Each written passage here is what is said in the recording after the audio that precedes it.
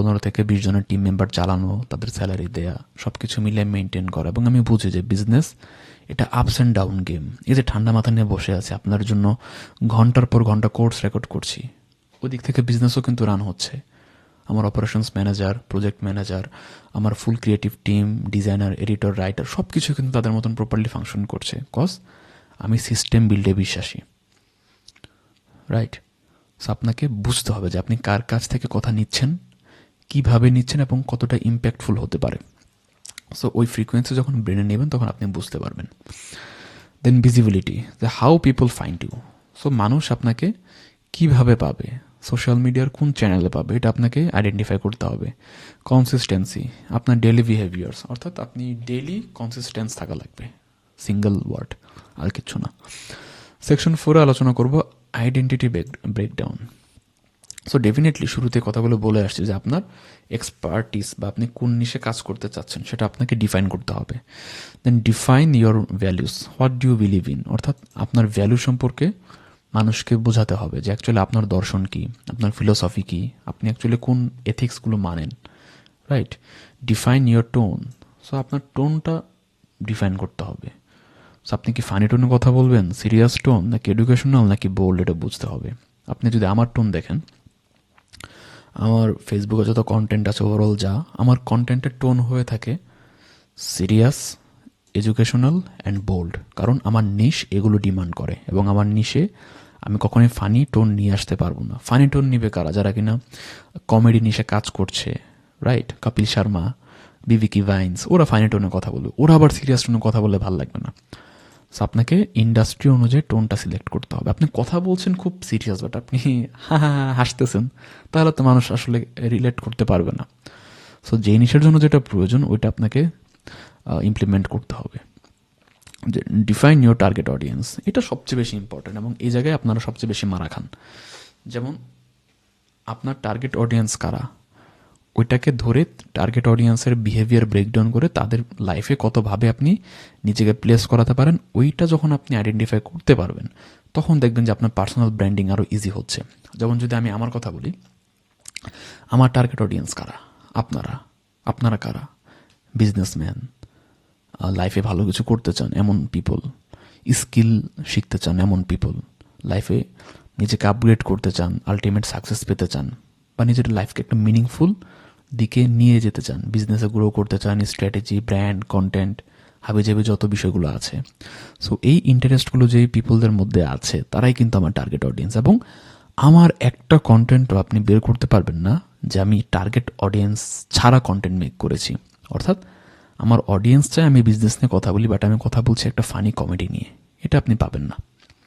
আপনাকে বুঝতে হবে বিষয়গুলো, ডিপ থিঙ্ক করা লাগবে। এখন পর্যন্ত যা বলেছি 4টা সেকশন পার করে এসেছি, একটু মাথাটা খাটান খুব স্মুথলি, হ্যাঁ, একটু মাথাটা খাটান, দেখবেন যে অনেক কিছুই বুঝতে পারছেন। এবং আজকের এই ক্লাস দেখার পর আমি বলবো যে আপনি নোটপ্যাড নিয়ে বসে যান এবং আপনার পার্সোনাল ব্র্যান্ডিং ফ্রেমওয়ার্কটা ক্রিয়েট করে ফেলেন যে আপনি কিভাবে নিজের ব্র্যান্ডিংটা করবেন। Section 5, personal branding in Bangladeshi context. দেখেন, বাংলাদেশে পার্সোনাল ব্র্যান্ডিংয়ের বেশ কিছু প্যারামিটার আছে মানুষ যেগুলোকে খুব বেশি মাত্রায় রিলেট করে। যেমন স্ট্রাগল স্টোরি, দেখবেন যে একজন সিএনজি ড্রাইভার আছে যে কিনা সিএনজি চালায় এবং ইংলিশে কথা বলে, সায়েম নামে হবে ওনার পেজ। তো উনি ওনার স্ট্রাগল স্টোরি শেয়ার করে এবং মানুষ প্রচুর পরিমাণে রিলেট হয়। এবং উনি একজন সিএনজি ড্রাইভার হয়েও ইংলিশে অনর্গল ভিডিও, কন্টেন্ট, ব্লগ এগুলো রেকর্ড করে সে হচ্ছে ফেসবুকে কন্টিনিউয়াস পোস্ট করে এবং তাকে বিভিন্ন প্রতিষ্ঠান কোলাবোরেশনের জন্য অফার করছে বর্তমানে। আপনি বুঝতে পারছেন যে পার্সোনাল ব্র্যান্ডিং কতটা ইম্পর্টেন্ট। নর্থ সাউথ ইউনিভার্সিটি তাকে গেস্ট হিসেবে ডেকে নিয়ে গিয়েছিল একবার। সো আপনাকে বোঝা লাগবে যে স্ট্রাগল স্টোরি বাংলাদেশের মানুষ অনেক পরিমাণে হচ্ছে কনজিউম করে। সো যখন আপনার পার্সোনাল ব্র্যান্ডিংয়ে এটা আপনি অ্যাড করতে পারবেন, দেখবেন যে একটা এক্সট্রা লেভারেজ আপনি পাচ্ছেন। দেন অনেস্টি, সো এটা বলার কিছু নাই, যখন আপনি স্ট্রাগল স্টোরি শেয়ার করবেন তখনই কিন্তু ওয়ান বাই ওয়ান আপনার অনেস্টিটাও ফুটে আসবে যে আপনি কতটা অনেস্ট ছিলেন আপনার এই পুরো স্ট্রাগল জুড়ে।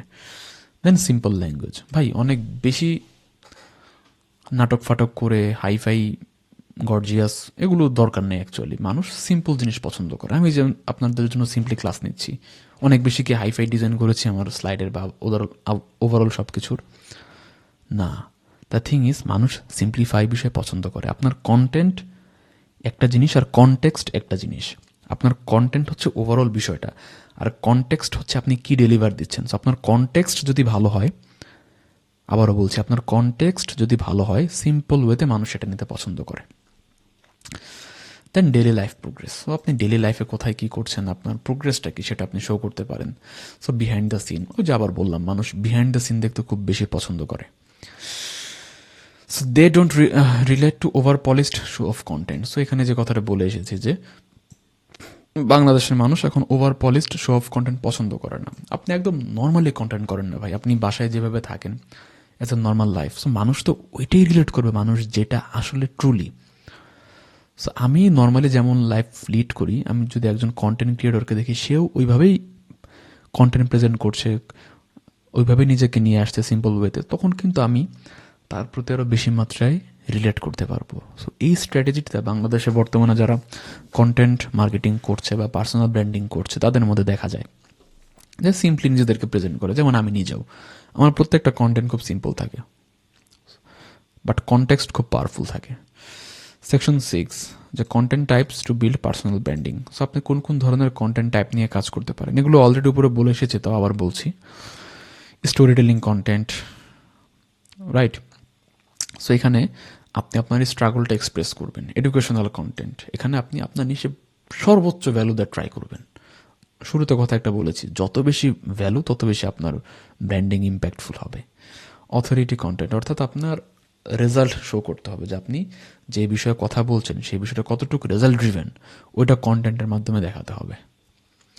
দেন লাইফস্টাইল কন্টেন্ট, যে আপনার ডেইলি রুটিন কি। আপনি সাপোজ একজন শপ মেকার বা আপনি একজন উদ্যোক্তা, আপনি সকালবেলা উঠে কী কাজ করেন, নাস্তা খান, নাস্তাকে অফিসের ব্যাগ গুছিয়ে অফিসে যান, বিজনেসে যান, বা what ever it is. So আপনার লাইফস্টাইল কন্টেন্ট মানুষ বেশি মাত্রায় রিলেট করে।